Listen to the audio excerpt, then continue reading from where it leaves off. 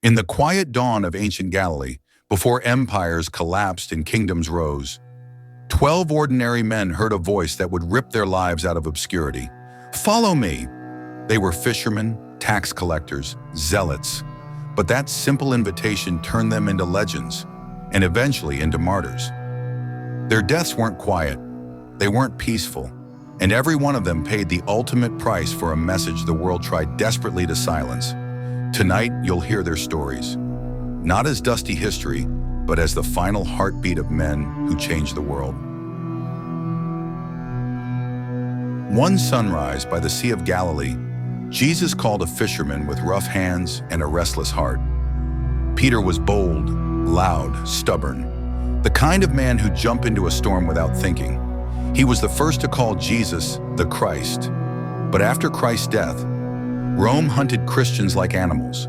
Peter preached across Judea, then Syria, then finally Rome, the beating heart of the empire.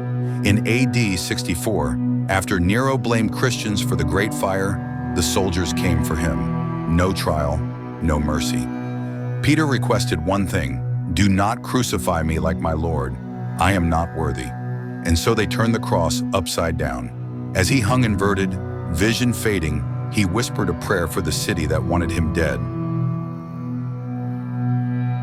Andrew followed Jesus before Peter did. Quiet, thoughtful, always watching. His journey took him north. Greece, the Black Sea region, preaching to pagans who worshiped dozens of gods.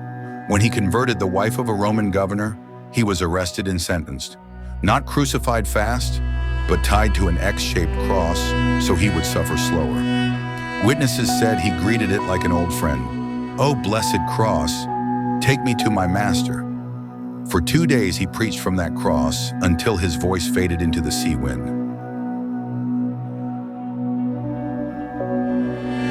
James, son of thunder, a fisherman with fire in his veins. He was the first apostle to die. In AD 44, Herod Agrippa ordered his execution to please the crowds.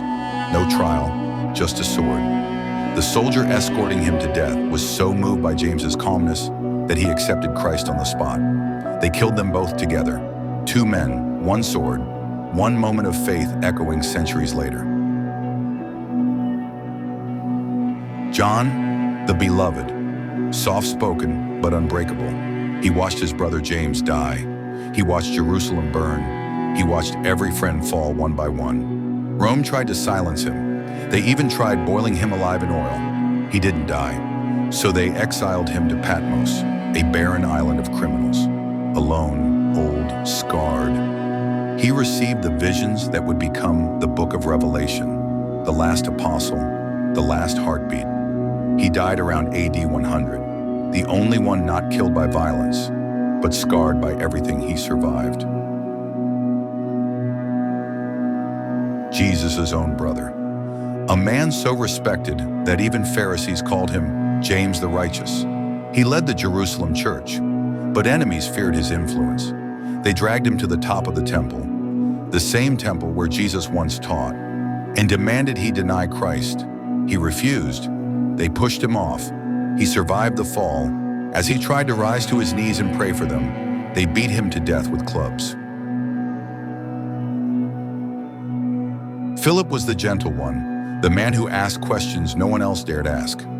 After preaching in Asia Minor, he confronted a powerful snake-worshipping cult in Hierapolis. They tortured him, they crucified him, and they buried him upside down in front of his own converts. Bartholomew went farther than almost anyone, to Persia, India, Armenia, but his most famous mission cost him everything. A local king feared his influence and ordered him tortured. They didn't merely kill him, they flayed him, peeled the skin from his body as he prayed. Then they beheaded him. Centuries later, artists would depict him holding his own skin. Thomas doubted the resurrection until he touched the wounds himself. He traveled to India alone, preaching to kings. But one king's priests saw him as a threat. They surrounded him at prayer and stabbed him with spears. He fell on a hill now called St. Thomas Mount. Matthew abandoned wealth for Christ. He preached in Ethiopia, where his message threatened a local queen. She ordered soldiers to kill him at the altar as he prayed. He died mid-sermon, the first words in heaven still echoing the last words he spoke on earth. Once part of a violent resistance group, Simon turned his fire toward spreading peace. Tradition says he was martyred in Persia, either crucified or sawn in half. Both stories agree on one thing: he didn't stop preaching until his final breath. Gentle, humble, soft-spoken. But his message overturned temples. In Persia, he and Simon were arrested and executed for refusing to bow to pagan gods. Their blood became seed. The region would never be the same. Matthias witnessed Jesus' ministry from the beginning. Chosen to replace Judas, he traveled toward the Caucasus. There, he was captured by tribes who feared his message and was either stoned or beheaded.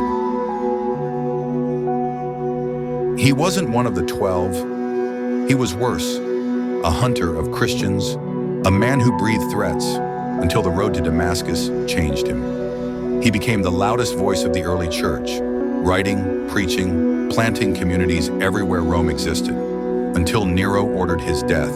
Because he was a Roman citizen, he couldn't be crucified, so they beheaded him outside Rome. The moment his head fell, Christianity didn't shrink, it exploded. 12 men, ordinary men, who died in extraordinary ways, not for power, not for gold, not for glory, but for a message they believed was worth more than their lives. This is how the world was changed, one martyr at a time.